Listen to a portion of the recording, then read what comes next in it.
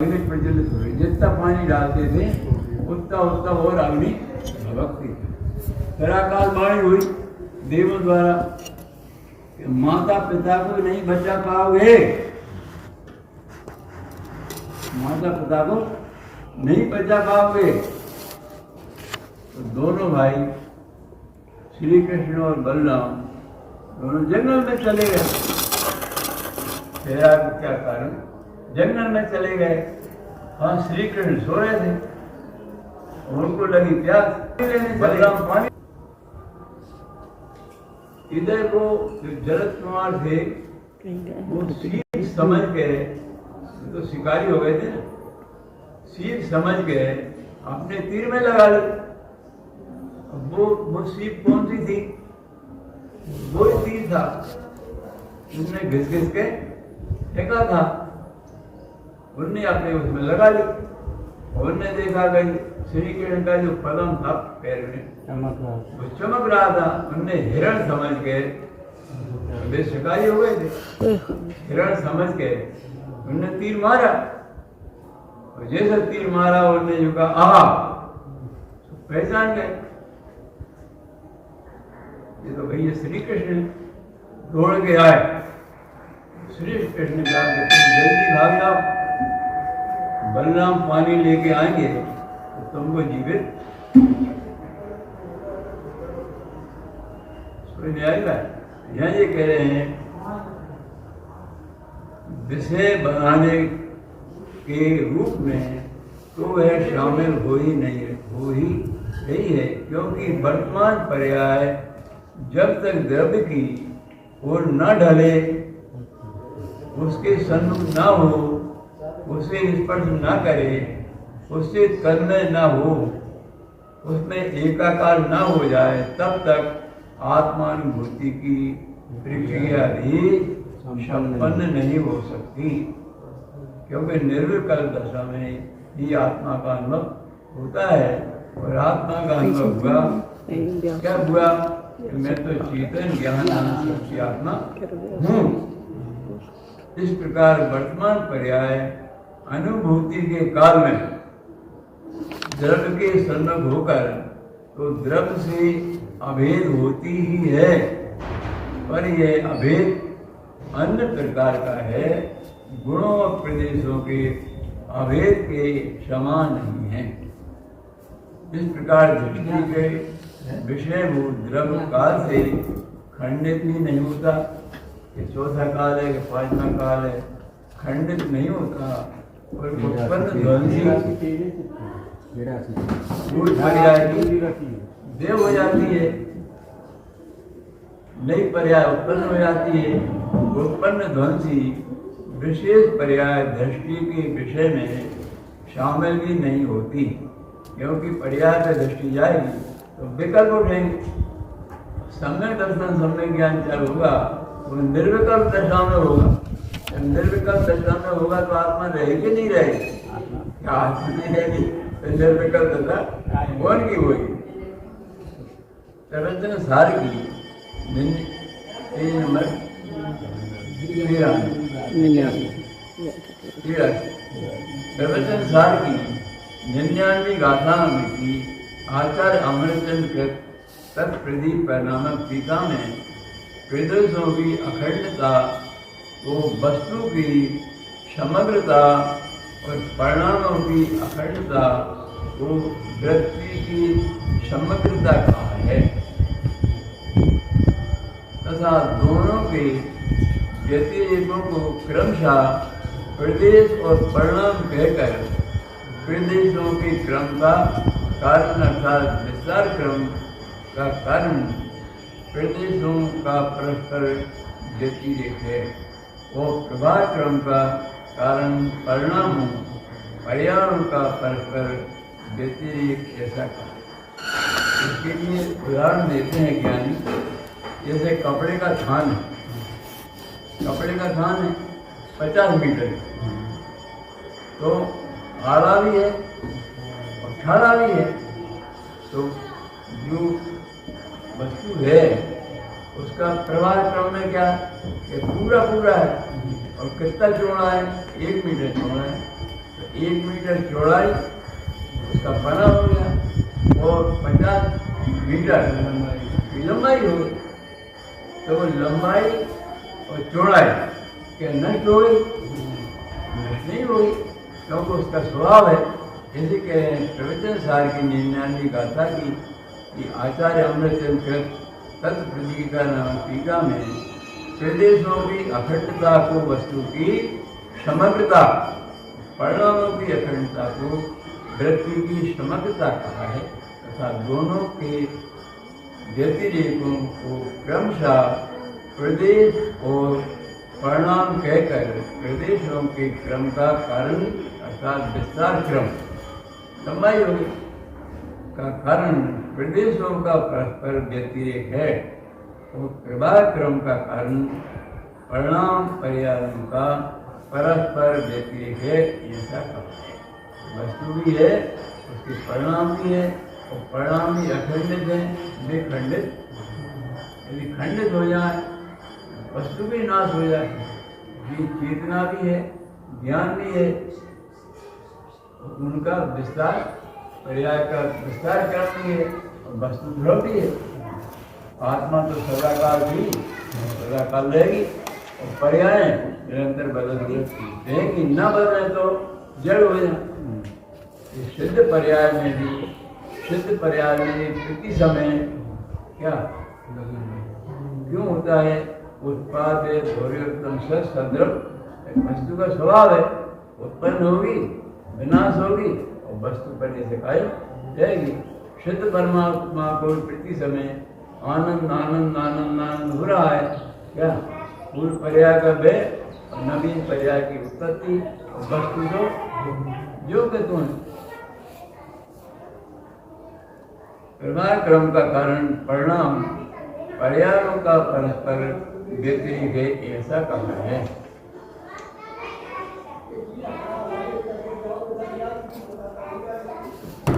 उक्त तथ्य तथा गहराई में जाने से एक बात स्पष्ट होती है कि यदि विस्तार क्रम का कारण प्रदेशों का व्यतिरेक है और प्रवाह क्रम का कारण परिणामों का व्यतिरेक है, तो प्रदेशों और परिणामों का अन्वय अनुसूची से रचकर विस्तार और प्रवाह क्षेत्र और काल की समग्रता अखंडता का कारण होना चाहिए।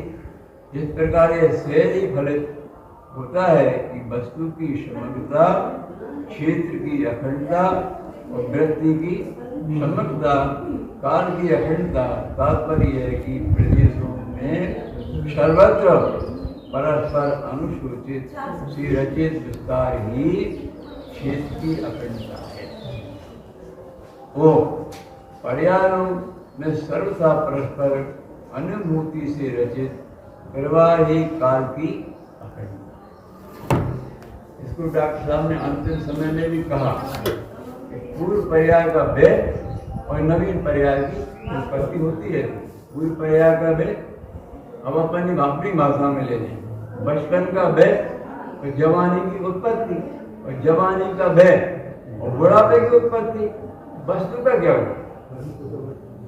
वस्तु तो कोई 1 महीने का था, कोई 40 साल का हो गया, कोई 70 साल का हो गया, और कोई क्या हो?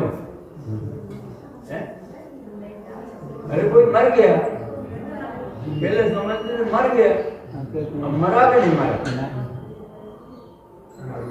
जगत में तो लोग कहेंगे मर गया, क्या गया? मर गया, लेकिन ज्ञानी कहते हैं मर गया। ये बात तो सही है, मर गया कहाँ गया? जैसा परिणाम किया था, जो गति बंद की थी उस गति में चला गया, उस गति में चला गया। अब अपनी भाषा में समझ लें, अभी भेसा में रहता था, अमेरिका में रहने लगा, अमेरिका में भगा दिया तो पाकिस्तान में रहने लगा। तो वस्तु तो है कि नहीं है? ट्रांसफर हुआ, अपनी बात आगे ही करो, ट्रांसफर हुआ, हिंदी में करो, दबाव नहीं। प्रदेशों में सर्वत्र परस्पर अनुसूति से रचित विस्तार की ही क्षेत्र की अखंडता है। पर्यायों में सर्वथा परस्पर अनुभूति से रचित प्रवाह ही काल की अखंडता है। जैसे आपने परिणाम किए थे, छल कपट के परिणाम किए थे, उसके फल में तेज कर दिए। हिंसा झूठ चोरी के परिणाम किए थे, उसके फल में नरक गति है। दया दान पूजा के परिणाम किए थे, उसका फल स्वर्ग गति है। तुमने 20 लाख परिणाम करे थे, उसका फल मोक्ष। वस्तु का क्या हुआ? वस्तु तो जो कहते हैं। इस प्रकार ये अत्यंत स्पष्ट है, इसमें अब शंका करने की जरूरत नहीं है। इसलिए डॉक्टर साहब ने कहा इस प्रकार ये अत्यंत स्पष्ट है कि प्रवाह की निरंतरता को ही नित्यता कहते हैं। क्या हुआ? पर्यायों की अनित्यता भी क्या है? द्रव्य दृष्टि से देखो तो भी नित्यता है। काल की अपेक्षा ये मुख्य है। अतः नित्य का अर्थ वस्तु की सदा उपस्थिति मात्र इतना ही अविष्ट नहीं है, अपितु उसमें प्रवाह की निरंतरता। क्या हुआ? प्रवाह तो निरंतरता भी सम्मिलित है। यह नित्यता ही काल की अखंडता है। क्या कहें? ये नित्यता ही काल की अखंडता है, जो दृष्टि के विषयभूत द्रव्य का अभिन्न अंग है। क्या दृष्टि के विषय में लेना पर्याय की दृष्टि में तुम्हारी में खंड हो जाए। कृष्ण इस प्रकार काल की अखंडता को सुरक्षित रखने से द्रव्यार्थ के विषयभूत द्रव्य में अर्थात दृष्टि के विषय में पर्याय शामिल नहीं हो जाएगी। क्या? क्योंकि परिणामों की अन्वय पूरी तो काल की अखंडता कहा जा रहा है। जब परिणामों का अन्वय दृष्टि के विषय में आ गया तो परिणाम ही आ गए, समझिए। उत्तर ऐसी बात नहीं है, क्योंकि आचार्य जैसे क्या कह रहे हैं? तुम ये कह रहे कांच स्वामी ने कही, तुम कह रहे थे पंडित, तो कम चंद भारत ने कही है। क्या लगा दिया हमने कि हमें कह रहे? तुम कहते हो आचार्यों को नहीं मानते, तुम कहते हो मुनियों को नहीं मानते, तो हम कह तो रहे हैं। क्यों मन्ना भाई आगे नहीं? कोई कहे तो कहते ना हम नहीं मानते। कौन कह रहा है? हम कह रहे हैं ना। क्या कह रहे हैं? ऐसी बात नहीं है, क्योंकि आचार्य जैसे अन्वय को गुण और व्यतिरेक को पर्याय का लक्षण कहते हैं। उनके मूल शब्द इस प्रकार है: अन्वेणो गुण अथवा से गुण इति गुण लक्षणम, व्यतिरेक कारण पर्याय अथवा क्रम भुवा पर्याय इति पर्याय लक्षणम। उक्त कथन से यह स्पष्ट है अनुसूत से रचित प्रवाह गुण है। माने पर्याय में निरंतर उसकी टूटती नहीं है, लेकिन पर्याय नहीं, काल का अन्वय अखंड प्रवाह गुण है। क्या हुआ? अखंड प्रवाह गुण है और काल का व्यतिरिक्त पर्याय है। इस प्रकार काल की अखंडता दृष्टि के विषय में आने पर ही पर्याय उसमें नहीं आती। गुण प्रदेश और पर्याय क्रमशः भाव क्षेत्र और काल के वाचक हैं। सामान्य और विशेष द्रव्य के भेद है, एक और अनेक भाव के भेद हैं। अभेद और भेद क्षेत्र के भेद हैं और नित्य और अनित्यता ये काल के भेद हैं। क्यों कह रहे हो कि आज थे तो कल नहीं हो, कल नहीं हो तो मरे नहीं हो? परिणाम बदल गया, शरीर बदल गया। नित्य और अनित्य काल के भेद हैं। इनमें दृष्टि का विषय सामान्य है। क्या है? कोई या मनुष्य पर्याय में था, वो देव पर्याय में हो गया, और जो देव पर्याय में था वही जाके फिर अरहत पर्याय हो गया। वही अरहत पर्याय से फिर क्या हुआ? तो सिद्ध पर्याय हो गए। तो वस्तु कहाँ गई? तो वस्तु तो वो गई है। एक अभेद, द्रव्य दृष्टि से एक कहेंगे, पर्याय दृष्टि अभेद कहेंगे। एवं नित्य द्रव्य बनता है और पर्याय दृष्टि के विषय विशेष अनेक भेद एवं अनेक पर्याय। पर्याय दृष्टि का विषय बनने के कारण विशेष अनेक भेद एवं अनेकता को पर्याय कहा जाता है। बदल रही है तो पर्याय कहते हैं, नहीं बदले द्रव्य कहते हैं। जीव तो चेतना स्वरूप पहले था, अभी है, वह अनंत काल तक रहेगा। पर्याय निरंतर बदलती हैं, नहीं बदले ऐसा तो शिवजी ने देखा नहीं। पर्याय दृष्टि का विषय बनने के कारण विशेष अनेक भेद एवं अनेकता को पर्याय कहा जाता है। ये बचपन था, जवानी हो गई, बुरा हो गया, फिर चला गया। और द्रव्य दृष्टि का विषय बनने के कारण सामान्य एक अभेद एवं नित्यता का द्रव्य कहा जाता है। तो जीव कहाँ है? वो जीव नरक में था, वो जीव नरक से निकल गया तो मनुष्य हो गया। मनुष्य पने में क्या हो गया? गृहस्था नहीं हो गया। मुनि पने में फिर क्या हो गया? फिर क्या हो गया?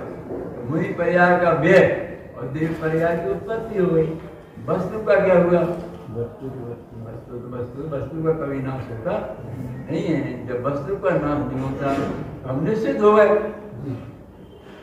नहीं था पता तो मरना जा मरना जा मरना जा, और जब निश्चित हो गया हम मरते तो है ही। पर्याय बदलती है तो पर्याय तो बदलेगी क्या?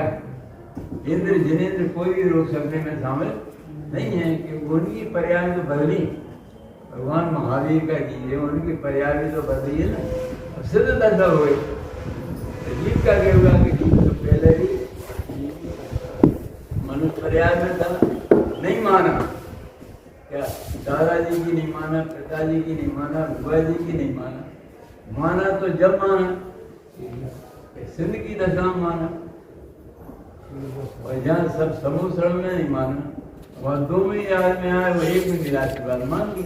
तो माना तो स्वयं माना, और किस हालत में माना? क्रूर परिणाम थे। ऐसी हालत में भी क्या हुआ? ऐसी हालत में भी अवश्य खाते हुए भी एक समय में उसके ज्ञान में आ गया। तत्काल समय का दर्शन हो गया, समय ज्ञान हो गया, समय चारित्र हो गया, फिर तो नहीं खाया। फिर क्या हुआ कि आचार्य कहते हैं उसको इतना गंभीरता की परिणाम हो, यदि उस तेज गति से मुक्त होता उसी गति से मुक्त होता, लेकिन तेज गति से मुक्त होती नहीं। इसलिए वो सूखे पत्ते खाता था। क्या वो हरे पत्ते में एक अंग्रेजी नहीं, तो सूखे पत्ते खाता था। और पहाड़ों से गिरता हुआ झरने का पानी है, उस पानी को पीता अथवा सूर्य की किरण पड़ती है उस पानी को पीता। और देह छूटी, ध्यान किया, केवल ज्ञान प्राप्त कर लिया। केवल ही होकर फिर क्या हो गया? सिद्ध हो गए, वस्तु तक गए, तो वही है। द्रव्य सामान्य के रूप में द्रव्य एक रूप में अनंत गुणों का अखंड पिंड अवैध रूप से असंख्यात प्रदेशों का अखंड और नित्य के रूप में अनंतानंत, एक एक समय में अनंत पर्याय ये आंगुली, इसे आंगुली कहते हैं। यहाँ से यहाँ तक जब घूमेगी अनंत समय हो जाएंगे। तो एक समय का विषय कौन है? केवली के सवाल दूसरे को एक समय में से बनता नहीं है। अपने तो अनंत समय बीत जाते हैं, तब अपन को पता है कि ये मर गया मान दे से निकल गए, लेकिन मरा तो नहीं है। लेकिन हम क्या करें? हमारा वैसे ही नहीं एक समय का, और तीसरे समय में दूसरी जगह जाके जन्म हो ही जाता है। जब अपन पढ़ते उसको तत्काल सूत्र अधिक से अधिक 3 समय अपन पढ़ रहे थे 84 पेज पे कृष्ण इस प्रकार काल की अखंडता को नीचे प्रश्न के ऊपर यहाँ तो आपने विशेष को पर्याय मिलने का विषय बताकर दृष्टि के विषय में फिर निकाल दिया, पर 73वीं गाथा की टीका में सामान्य विशेषार्थ जब को ही दृष्टि का विषय बताया गया है। उत्तर यहाँ सामान्य का अर्थ दर्शन गुण क्या लिया? सामान्य का अर्थ दर्शन गुण और विशेष का अर्थ ज्ञान गुण लिया गया है।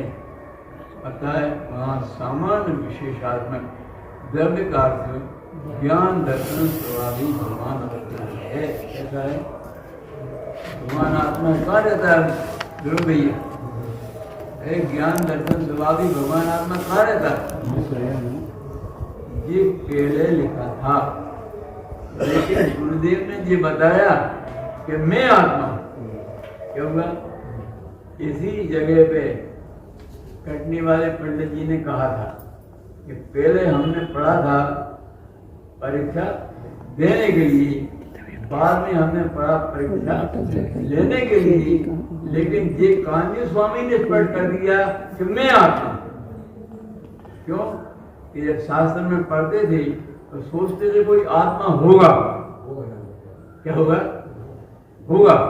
लेकिन जब कान्जी स्वामी का जन्म हुआ, क्या जन्म हुआ मतलब सीतामढ़ से दिगंबर में आए, महावीर जयंती पे मुखपट्टी खोली, क्या तब उन्होंने ये बताया कि प्रत्येक आत्मा चेतना ज्ञानानंद स्वरूप है। होगी नहीं? होगी में वो है में क्या अंतर? होगी में संशय पैदा होता है। होगी संशय हो गया ना, होगी और है निश्चित हो गया। यहाँ तो आपने विशेष को पर्यार्थक का नए विषय बताकर दृष्टि के विषय में फिर निकाल दिया, और 73वीं गाथा की टीका में तो सामान्य विशेषार्थ द्रव्य को ही दृष्टि का विषय बताया गया है कि सामान्य तो क्या द्रव्य, विशेषो पर्याय। उत्तर वहाँ सामान्य का अर्थ दर्शन गुण एवं विशेष का अर्थ ज्ञान गुण लिया गया है। अतः वहाँ सामान्य विशेषात्मक द्रव्य का अर्थ ज्ञान दर्शन स्वादि भाव है। कैसा है? ज्ञान दर्शन स्वादि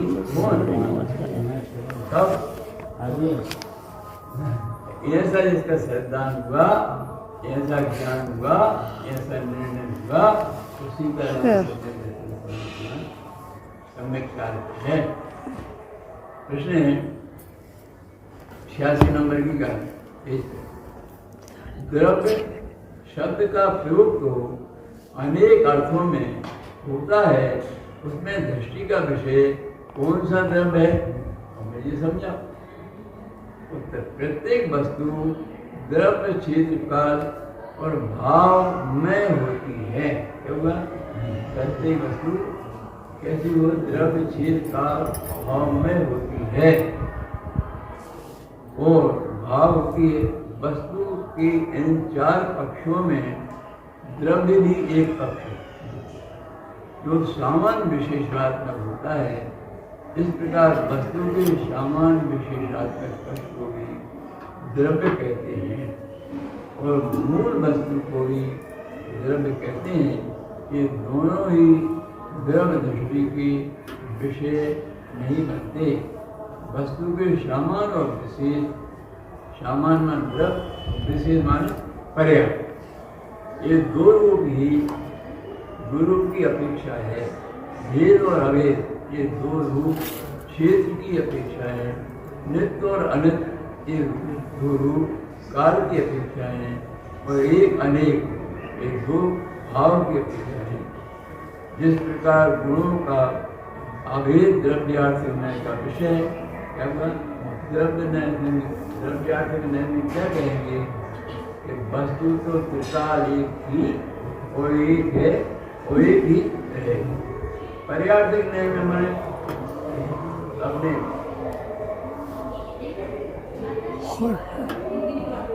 रतन टन श्रम का चाह चरणानी योग का है।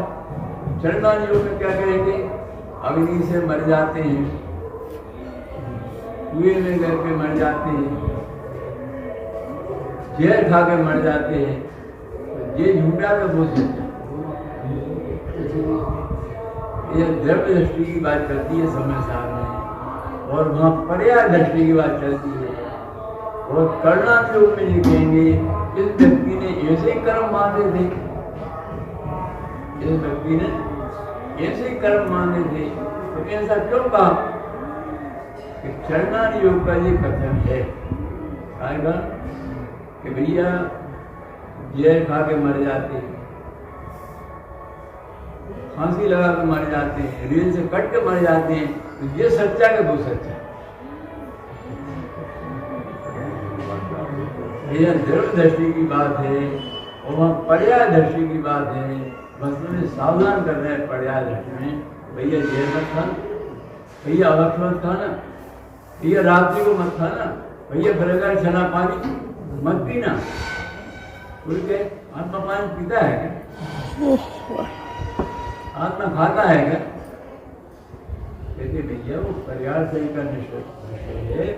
देवी आचार्यों ने लिखा है, मुझे भी आचार्यों ने, क्योंकि बहुत से आत्मा का तो नहीं, आत्मा की तो नहीं, गुजराती में से बहुत से लोग अब जाने में से बहुत से, जब आत्मा नहीं खाता तो मैं हमसे क्या कहते रात्रि में? भैया खाने का परिणाम कौन ने किया? सत्येन जी, खाने का परिणाम कौन ने किया? खाने का परिणाम तो तुमने किया। खाने का परिणाम किया तो रात में क्या क्यों करते हो? रात में अनंतानंद जीव राशि अपने भोजन के लिए निकलती है, तुम उसे खा गए। जी कहा है कि सूर्य अस्त के पहले और यदि रात्रि भोजन करते हो और बगैर छना पानी पीते हो तो चरणानी योग में समस्त भद्र स्वामी कहते हैं तो कलिकाल केवली थे। कैसे कलिकाल? वो दिगंबर नहीं थे, तो क्षत्रिय वंश के राजकुमार, और उन्होंने जिनेंद्र दीक्षा ली।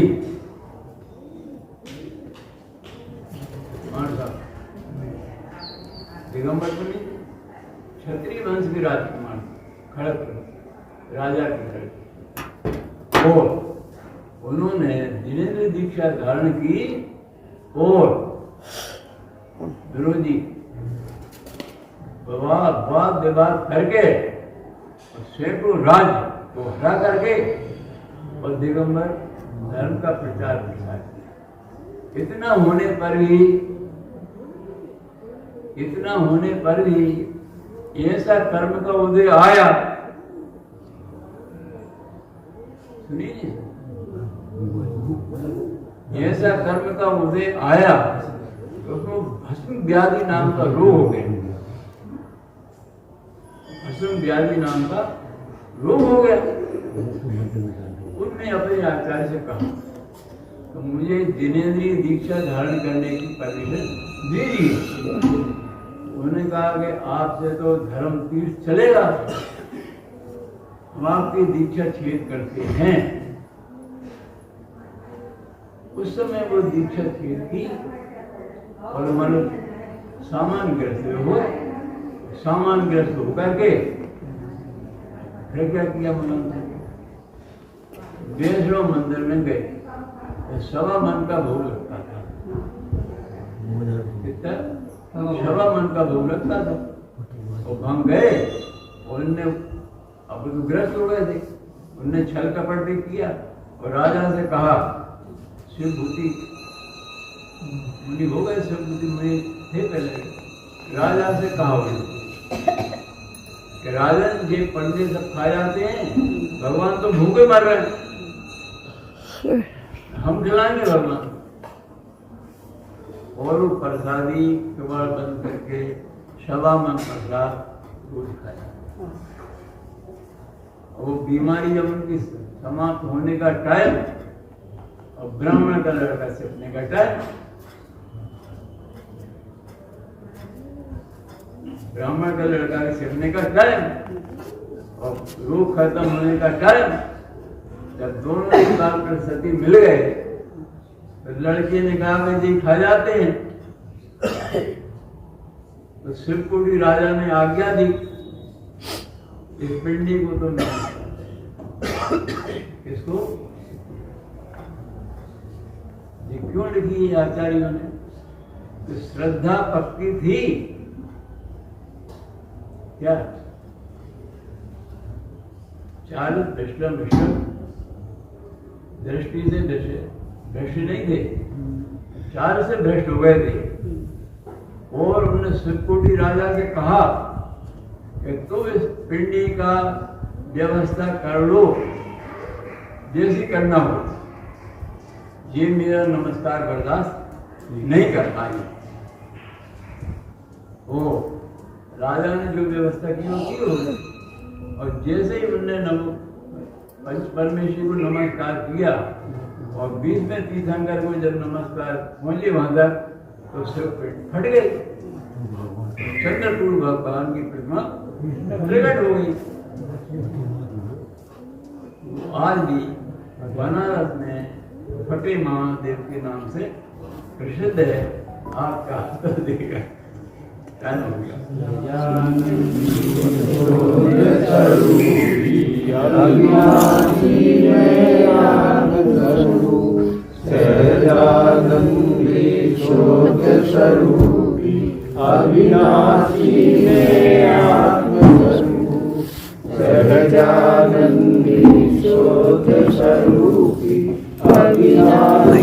में आत्मस्वरूप निज में बताई है अनंत उपकार इसके लिए जिनवाणी माँ को वंदना सतवार है, वंदना सतवार।